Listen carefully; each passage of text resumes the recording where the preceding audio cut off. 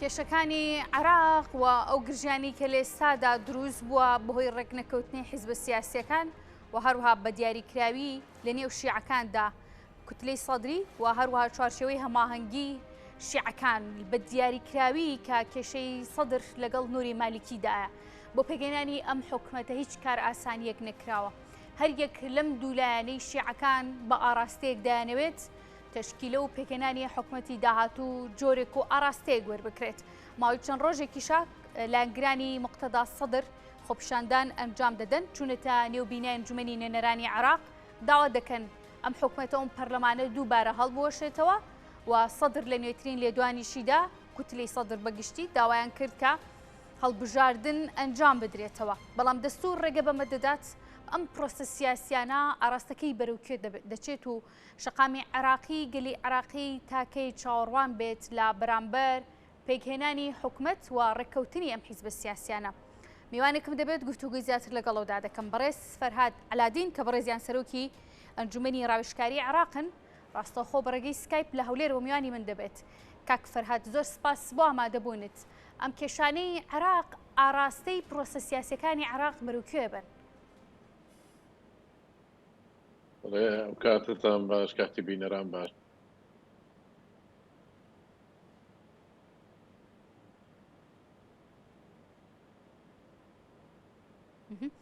دیارە وێنەکەی کاک فەرهاد بە باشی ناگاتە لای من. هەوڵدەدەم دواتر کە هاوکارانم ئەو کێشیان چارەسەر کرد گفتوگەکانم لەگەڵ ئەودا دەست پێ بکەم. پرۆسەی سیاسی عراق بەرەوکێ دەچێت و ئەم ناوکۆکیانی چوارچێوەی هەماهەنگی شیعەکان لەگەڵ سەدردا دەچێت نێوەندگیریەکە بێت بۆی کێشەکەیان بکۆتابێت. دیارە کاک فەرهاد ئێستا ئامادەیە. بەڕێز فەرهاد علادین کە بەڕێزیان سەرۆکی ئەنجومەنی ڕاوێژکاری عراقن بەڕێگەی سکایپ لە هەولێرەوە میوانی منن. کاک فەرهاد سپاس بۆ ئامادەبوونت. ئەم کێشانەی کە لە عێراقدا هەیە بەرەوکوێ دەچن، ئاراستەی ئەم کێشە سیاسیانەی عراق بەرەوکوێ دەچێت. بەڵێم کاتتان باش، کاتی بینەران باش. ئەو ئاراستەی هەردوو لایەن لە ئیتار و لە تەیار زۆر لێک دوورن. ئەوەش بۆتە هۆکارێکی سەرەکی لەوەی کەەوە بە بنبەست گەیشتون و تا ئەم کاتی ئێستاکەش هیچ شتێک لە ئاسۆدانیەکەوە بڵێن دەگەنە نەتیجە. هەردوو دا ئێستا داوای گفتوگۆ دەکەن، بەڵام ئاراستەی گفتوگۆکان و شێوازی گفتوگۆکان جیاواز. آخر شت ئەوەیە کەوا سەید موقتەدا دوای بینینی جنین بلاسخارد نوێنەری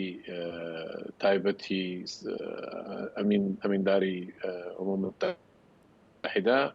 پێراگەیاندووە کەوا گفتوگۆ دەست پێ ناکەین ئەگەر بێت و پەرلەمان حەل نەکرێت. کەواتە بۆ دەستپێش هەر گفتوگۆیەک دەبی پێشتر پەرلەمان حەل کەەوەش بەئەکیدی جەماعەتی تاری تەنسیقی موافقەی لەسەر ناکەن. بۆیە وەزعەکە هەر لەو بارودۆخە دەمێنێتەوە ڕەنگە بە ماوەیەکی درێژ. باشە، لە ئێستادا سەدر داوا دەکات کە هەڵبژاردن ئەنجام بدرێتەوە. دەستوری عراق ڕێگە بەمە دەدات لە ڕووی دەستوریەوە چۆن دەکرێت ئامادەکاری دووبارە بۆ هەڵبژاردن بکرێتەوە لە کاتێکە ئەم حکومەتی ئێستا هەیە پێی دەوترێت حکومەتی کاربڕێکەر. حکومەتیش لە توانایدا هەیە بۆ ئامادەسازی هەڵبژاردن؟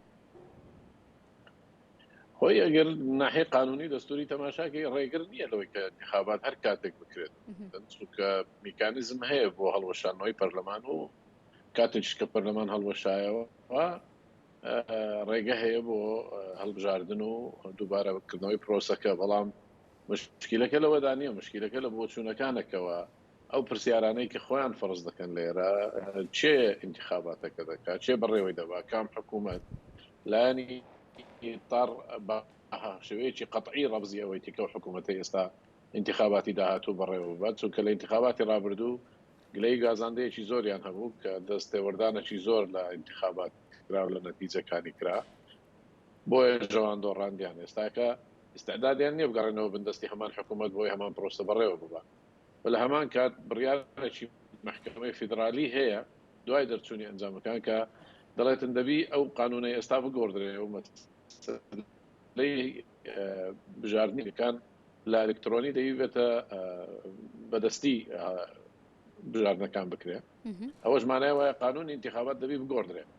وی قانونی انتخابات بگۆڕدرێ دەبی دووبارە پەرلەمان دانیشیتەوە کە ئێستاکەش پەرلەمان توانای بەستنی نەماوە لە بەرەوەی بینایی پەرلەمان لەژێر دەستی ڕەوتی سەدردا. ینی تەفاسیلەکان بە شێوەیەکی گشتی اتفاقی لەسەر نییە و پێشناچێکە بگەنە اتفاق لەوەی چۆن چۆنی ئەو وردەوارانە ئەو وردەکاری پرۆسەی هەڵبژاردنێکی نوێ بەڕێوە باشە گریمان هەڵبژاردن ڕێکخرایەوە ئەو دەستور و حکوومەتیش توانای هەبوو ڕێگەیدا بەم هەڵبژاردنە کە ڕێک بخرێتەوە سەبارەت بە پرسی متمانی هاوڵاتیان بە هەڵبژاردن چۆنە دەزانین لە دەی 2021 کە هەڵبژاردن کرا بۆ پێگەێنانی ئەم حکوومەتە بۆم حکوومەتی کە ئێستا کێشەی لەسرە بەشێکی زۆری هاوڵاتیانی عراقی لە هەرێم و لە ناو عێراق و شارەکانی دیکەش بایکۆتی سندوقەکانی دەنگدانیان کرد لەم هەڵبژاردنەیە هەمان شت چاوەڕێ دەکرێت چ گۆڕانکاریەک ڕوو دەدات ئەگەر وەکو ئەگەرێک باسی لێەوە بکرێت گریمان هەڵبژاردن کرایەوە ڕاستە مەسلەی متمانە لە نێوان ناخیب و حزبە سیاسەکان زۆر زۆر لاواز و کەمە و هیچ گەرانتێکیش نییە کەوا خەڵک بەر سندوقی دەنگدان بڕوە بەڵکو زیاتر تەوەقعەکەەوە دەکرێت کە زیاتر خەڵک بێتاقەتی دەنوێنی و زۆریش بەلایەوە گرنگ نییە کە جارشتر بەرە و سندوقی دەنگدان بڕوە ئەگەر هەمان ئەحزاب و هەمان شێواز بەردەوام بن ڕاستێکی ئەوەیە کە ئێستاکە ئەو حکوومەتەوە بەرەو دەمانگ دەڕۆین کە حکوومەت پێک نەهاتووە سەبەبەکەی لەسەر بەرنامە و خزمەت گوزاری هاوڵاتی نییە بەڵکو سراعەکی سوڵتەیە چێ زیاتری دەست دەکەی و چێ هەیمەنە دەکات لەسەر ساحەی سیاسی نەک برەی کە هاوڵاتی و خزمەتکردنی هاوڵاتی و بەرنامەی حکومی و چۆنیتی پەرپێدانی وڵات و دروستکردنی هەلی کار و خزمەتگوزاری کردووە ئەو لایەنانە پێک نێن بەڵکو سراعێکی تەواوی سوڵتەیە کە چێ باڵا دەستبی چێکە وەزارەتی دەستکەوی چێ بتە ڕئیسی وزەرا چێ بتە سەرۆک کۆمار و بەم شێوەیە ینی ئەو وای کردووەکەەوە ئەو سراعە خەڵک نەفرەتی لێ دەکات دەستاکە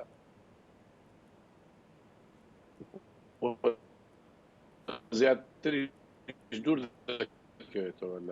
لەوەدایەکەوە ئەگەر بێت و انتخابات 6 مانجی تر بکرێ زەحمەتە خەڵک بەرەو دەنگدان بڕوە باش سەبارەت ئەگەرێکی دیکەژەیە کە باسی لێ بەر لەوەی توخوا ئەو پرسیارە بکەم کاک فەرهاد لەسەر پرسی تایبەت بەوەی کە گریمان هەڵبژاردن کرایەوە چ گۆڕانکاریەک ڕوو دەدات دوجار هەرم حیزبانە نین هەرم کارکتەرە سیاسیانە نین هەر ئەمانە نین کە گۆڕانکاری تەنها بەسەر ڕێژەی دەنگەکان و کورسیەکانیانە دێت گەر هەڵبژاردن بکرێتەوە چ گۆڕانکاریەک دێتە دی لە بەرژەوەندی خەڵکا بێت کاکوتلەکانی دیکە قەنەعەت پێبێنێت و دووبارە مەترسیەوە دروست نەبێت کە دووبارە ناکۆکی و هەمان سیناریۆی ئێستا دروست بێتەوە دروست نابێتەوە لەبەرەوەی هەمان ئەحسابن و هەمان شێوازی سیستمی حکومڕانیە مەسلەی ئەوەی ئێستا کە بۆ گەورەترین ڕێگر لە دروستکردنی حکوومەت مەسلەی ئامادەبوونی دوو لە سەرسەی ئەندامانی پەرلەمانە بۆ دەنگدان بۆ هەڵبژاردننی سەرۆک کۆمار کە لە مادەی هەفتا و تەفسیری محکمەی اتحادی وای کردکەوە هەر 110 کەسێک دەتوانن ئەو جەلسەیە ڕابگرن ئەمەش دەکتەوە کاریەوەی کەەوە حکوومەت تشکیل نەبێت ئەو نظامە هەر خۆی دەبینێتەوە گۆڕانکاری بەسەردا نابە بۆیە هیچ لایەنێک ناتوانانی زۆرینەی ڕەها بەدەستبێنێ کە لە زیاتر لە 220 دەنگ بێنێ بۆ ئەوەی بتانی کە ئەجندای خۆی جێبەجێ بکات ئەوە ژوا دەکاتن کەەوە هەمان ئەو مشکلەی ئێستامان دەبی مستقبلی شەر هەمان مشکلە ڕوودەداتەوە چونکە هەمان ئەحزاب و هەمان ئیتیجاهات و هەمان بۆ چوونیان هەیە باشە سەبارەت بە گەڕانەوەی کوتلەی سەدری بۆ نێو ئەنجومەنی نوێنەرانیش ئەمەش یەکێکە لە ئەگەرەکان کە باسی لێوە دەکرێت یعنی ئەمە ئەگەرێکی واریدە و ئەگەر بکرێت میکانیزم و قانونی گەڕانەوەی ئەندامانی کوتلەی سەدری چۆن دەبێت لە ڕاستی ئەگەر بە باسی قانون بکەین هیچ ڕێگایکی قانونی ئەسلی نییە لۆیکەوە ڕێگە بدە ئەندامانی تیاری سەدری بگەڕێنەوە بۆ پەرلەمان جارێکی تر ئیستیقالیاندا ئیستیقالەکەیان قبول کرا و تەنانەت بەدیلەکانیشیان هاتن و سوێندیان خوارد بەڵام لە عێراق وەکو هەموو شتێکی تر مەسلەی قانون شوێکی نسبیە ئەگەر بیانەوێ ڕێگە چارەکی بدۆزنەوە ئەوە لۆفەچی بۆ دروست دەکەن لۆفەچی قانونی و کەوا بای دەدەنەوە وەڵا لەسەر مادەی 93 کە لەبەرەوەی پەرلەمان دەنجی نەداوە لە ئیستیقال لەسەر ئیستیقالەکان بۆیە بۆیە دەکرێت ئەوان بگەڕێنەوە ئەو قسانە زۆر باوە لە کەوالیسی سیاسی بەڵام حقیقەتەکە ئەوەیە کە ئەسڵ ئەساسی نییە بەس لە هەروە گوتم لە عێراق قانون بە شێوەیەکی لاستیکی بەکاردێ دەتوانن هەر کاتێکی ویستیان بەقەدەر مقیاسی خۆیان ڕایکێشن بەس لە هەمان کاتیش گرنگەوە بڵێنکەوە سەدری تا ئێستا بە فەرمی و بە شێوەیەکی خۆ داوای نەکردێت پەرلەمانتارەکانی بگەڕێنەوە بەڵکو سەید موقتەدا دەیەوێتن کەوا پەرلەمان حەل بکرێت بۆ بدۆزنەوە. باش دەبێت کاک فەرهاد باس لەو دەکرێت و چنێک کە بە درێژایی مێژووی عێراق پرسی دەزوەردانی دەرکی لە کێشە سیاسیەکان لە تەشکیلەکردنی و حکومەت لە ناو عێراق دابوونی هەبووە ئەم جارە ئەمریکا لە دوای کشانەوەی هێزەکانی لە عێراقدا ئەوەی کە خۆی باسی لێوە دەکات کە دەزوەردان لە کاروباری سیاسی عێراقدا ناکات و ئەم کێشانی نێوان موقتەدا سەدر و هەروەها چوارچێوەی هەماهەنگی پێتان وایە کە یاخود کۆی هەلومەرجە سیاسیەکان هیچ دەزوەردانێکی ئەمریکا لە نێوەندەکەدا بدی ناکرێت و سەردانەکەی جینین پلاسخارد بە دەزوەردانێک هەژمار ناکرێت بۆ کێشەکان بۆ چارەسەریەکان بۆ ئاراستەکردنی ئەم پرۆسە سیاسیانە؟ بەنسبەت ئەمریکا دەمێکە وازی لەوە هێنا دەتوان برین دوای 2010 بڕیاری داوە کە دەست لە کاروباری عێراقی ڕۆژانە وەرنادا بۆی کەوە جاوەکو جاران متابعی هەموو کۆبوونەوەیەکی دەکرد و قسەی لەگە خەڵک دەکرد بڕۆنەوە کۆبوونەوە مەڕۆنەوە کۆبوونەوە ئەوە لە دوای 2010 وازی هێنا ئەوان بەنسبەت دوان مراقبەی وەزعی سیاسی دەکەن لەگەڵ لایەنە پەیوەندیدارەکان بەڕاستەوە خۆ قسە دەکەن بەڵام باس لەوە ناکەن کەوا چێ دەبی و چێ ناوی چۆنی دەکەن بەڵکۆر وەکو ئۆبزەرڤەرێک لە دەرەوە چاوەڕێی عێراقیەکانن کە بگەن نەتیجە و لە هەمان کاتیش توانای سیاسی ئەمریکی لە سیاسەتی عێراقی وەکو جاران نەماوە ئەمریکا ئێستا کە توانای ئەوەی نەماوە کەسێک بسەپێنی هەروەک لە دوای 2023 کە ڕووی دەدا تەنانەت پاڵپشتی سەدر ناکات یاخود لە کاتی ئەم جۆرە خۆپشاندان و ناڕزایەتیکردنە لە ئاراستەکردنی کوتلەی سەدری و سەدریەکان بە جۆرێک لە پشتیوانی ئەمریکانیە؟ ئەسڵن سەدرەکان تەواصلیان نییە لەگەر ئەمریکیەکان بەڵام دەتوانین بڵێن ئاراستەی سەدر کە هەندێک خەڵک دەیبینی کە ڕەنگە دژ بە ئاراستەی ئێران بین بۆیە ئەمریکیەکان و خەلیجیەکانیش تا ڕادێک لەگەڵ ئەوەن کە ئەوەی سەدر دەیکات تەنانەت تەحالوفی سیانی لەلایەن ئەوانەوە بە خێراتنی لێکرا لەبەرەوەی ئەوان وا هەز دەکەن کەەوە دەبتە هۆکارێک بۆ کەمکردنەوەی دەسەڵاتی ئێران بەڵام دەتوانین بڕین ئیتیجاهیان وەکو یەکە بەڵام لەواقع هەماهەنگی و ئاراستەکردن و هاوکاری نییە لە نێوانیاندا و سەبارەت بە بابەتی جنین بلاسخارد جنین ئەسڵەن خۆی سەرۆکی نێردەی ئەمم متحیدە لە عێراق و لە سکیوریتی کاونسل لە مەجلیسی ئەمن مخەوەلە و متمانە پێکراوەکەوە متابعی باری سیاسی و اقتصادی و سەقافی و ئەمنی عێراقی بکاتن و لەگەر لایەنە عێراقیەکان بە هەر هەمویان و تەنانەت وڵاتانی دەوروبەریش کە هەماهەنگی بکاوە یاریدە دەربێت بۆیە کاتێک کە ئەو دەچی ئەکتەرە سیاسیەکانی عێراقی دەبینی ئەوە لە زمنی واجباتی خۆیەتی کە لە ژێر داوای عێراق و بە موافقەی مەجلیسی ئەمن لە ئەمم متحیدە ئەو کارانە جێبەجێ دەکات کاریگەری دەبێت لەسەر هەڵوێست و ڕێی سەدریەکان ناتوانین بڵێن کاریگەری دەبێت ئەوان ئیشی ئەوان نییە کاریگەریان هەبی لەسەر لایەک بۆ لایەکی تر بەڵکو نزیکردنەوەی بۆچوونەکان هەوڵێکیانە و لە هەمان کات ڕەخساندنی گۆڕەپانەکێ ئەگەر بێت و ڕێگەی بستێ و ئەگەر لایەنەکان بیانەوێ ئەوان تەدەخل بکەن و دیارەکە ئەویش لەگەر چەندین لایەن گفتوگۆی کردوتە ئێستا لە هەولێر بوو لە بەغدا ئەکتەرە سیاسیەکانی دەبینی هاری عامری بینی دوایە چ سەید موقتەدای بینی ئەنی ئەوەش لە زمنی واجباتی خۆیانە بۆیە بەدەست سێوەردان حساب ناکرێت. باش سەبارەت بە پرسی ئەوەی کە ئەمریکا لە حاڵەتێکە ئێستا ئەم وەزعی عێراق گرژێکی زۆری پێوە دیارە و باز لەوە دەکرێت کە ئیلا پێویستی بە نێوەندگیریەکی دەرەکی هەیە بۆ ئەم حیزب سیاسیانە لەژێر چەتری یەک بڕیار یەک نێوەندگیری کۆبکاتەوە پێتان وایە دوجار بەهۆی ناکۆکی حیزبە سیاسیەکان ئللا پێویست بکات و ناچار بن کە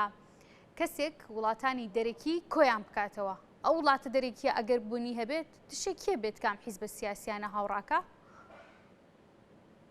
تاوەکو وەزع وەکو ئێستابی و تەتەوراتی تری تدا نەبی هیچ لایەنێک نایەتە نێوانیانەوە چونکە لە نهایەت گفتوگویەکی سیاسیە هێمنانەیە شەڕ و پێکدادان و کوشت و کوشتاری تێدا نەبیتن وەزعەکە وەکو خۆی دەمینێتەوە هیچ لایەنێک نایەتە نێوانیان چونکە ینی ئەگەر لە نهایەت حکوومەتێکت هەیە کە کار بەڕێ دەکا و وەزع سیاسیەکەش بەڕێوە دەڕوا مادام هێمنانەیە بەڵام ئەگەر بێت و کوشتاری کەوتە ناو یا گرژێکی زۆری کەوتە ناو کە مەساڵحی هەموو لایەک تهدید بکە ئەو کات لایانی سێم جا ئەمریکای یا خەڵکی ترە دێنە سەرخەت بەڵام ئەگەر برین کاریگەری ڕەنگە ئێران لە هەمووان زیاتر کاریگەری هەبی لەبەر ئەوەی ئەوان لە ناو خودی ئەحزابە شیعەکان علاقاتی زۆر پتە و توندیان هەیە و لە هەمان کاتیش لەگەر سونە و کوردیش لە نزیکەوە لە علاقات و پەیوەندی تایبەتیان هەیە و ڕەنگە دەتوانن کە ئەوان بێنە سەرخەت و نێوەنگیر بن بەڵام دوو ڕۆژ پێشستا وتەبێژی وەزارەی خارجیە تەسریحیدا کە دەڵێ ئەو گفتوگویانەی نێوان لایەن عێراقیەکان شانێکی عێراقیە و ئێمە پەیوەستی بە ئێمەوە نییە. باش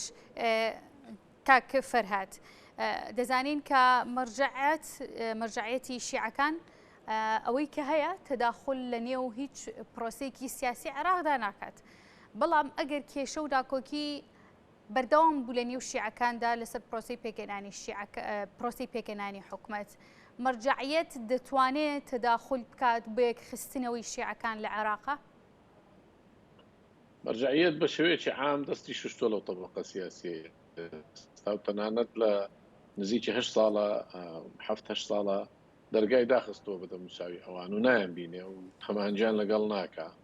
و بە شێوەی ڕاستەوخۆ هیچ گفتوگویەکی نییە لەگەر هیچ لایەنێکی سیاسی و ئەوانیش وەکو مراقب تەماشای وەزعەکە دەکەن مەرجعیەت وازی لەوە هێنا کە تەدەخل کە وازی لەوە هێنا کە پێیان بڵێ چی بکەن ئەوە بە مشکلێکی خۆیانی دەزانی و هەموو لایەکیش هەما هەنگە لەسەرەوەی ئەو خود هاوڕایە کە مەرجعیەت تەدەخل ناکە ئللا گەر خۆیان بڕژێ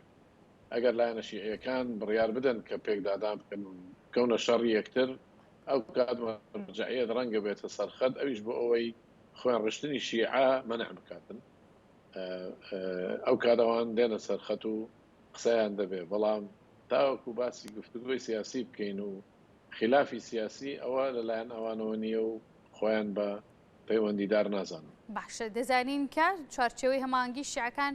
ئەوەی کە هەیە هێزی بەدەستا هێزی چەکداری هەیە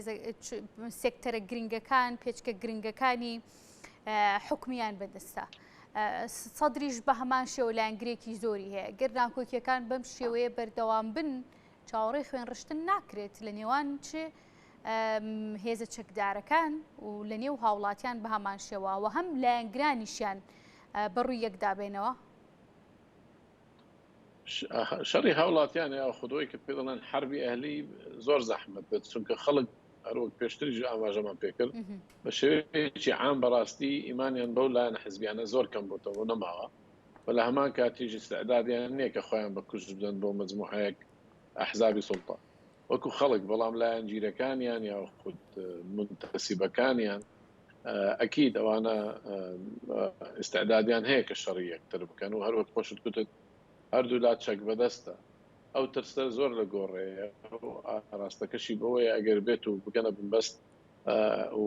مەساڵحەکانیان بە شێوەیەکی وا بکەوتە ژێر هەڕەشە ڕەنگە مەسلەی چەک بەکار بێ و شتێکێکەوە خەڵک زۆر ترسی لێ هەیە بەڵام تا ئەو لەحظەیەش هەموو لایەنەکان باس لەوە دەکەن کە ئێمە خوێنی شیعە بەدەستی شیعە نابی بڕژێ